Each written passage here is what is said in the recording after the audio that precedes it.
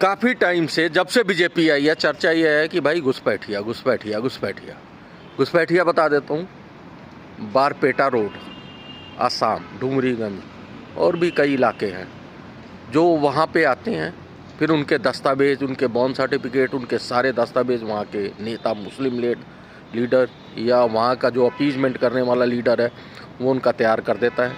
वहाँ कुछ टाइम रहते हैं, फिर जामा मस्जिद, जो देश की जामा मस्जिद कहते हैं ना, शाही जामा मस्जिद, वहाँ से उनका वो निकाला जाता है। भाई ये इतने लोग आ गए हैं, चाहे 2 लाख हैं चाहे 4 लाख, इनको कहाँ कहाँ बसाना है वो तय करते हैं। वक्फ बोर्ड की ज़मीन है वो तो ठीक है, नहीं तो फिर लीज पे ली जाती है। किसी का खेत लिया जाता है, किसी किसान का इसलिए लिया जाता है, भाई किसान कितना कमा रहा है, ज़्यादा से ज़्यादा 5 लाख, चलो भैया 7 लाख 8 लाख उसका तय हो जाता है कि इतना, और ये लोग यहाँ रहेंगे। यही हो रहा है।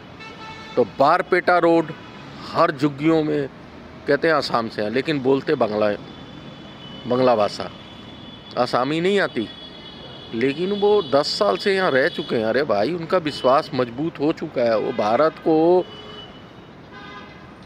जो संसाधन है ना, भारत के खाने पीने रहने और सारी सुख सुविधाएं असली तो उन तक पहुँच जाती हैं, बाकी आम नागरिक को मिले ना मिले। और यही 24 परगना बंगाल का भी हालत है।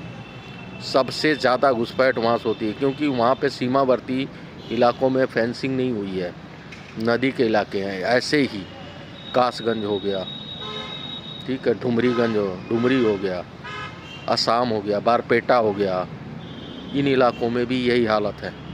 तो सारी घुसपैठ वहाँ से हुई है। सरकार इन पे ध्यान दे कि यहाँ के लोग आए, इनकी SIR जो हो रही है उसमें ये ना सोचे कि भाई 20 साल से रह रहे हैं, इनके बाप दादा आए थे और फिर उनके बच्चे आ गए।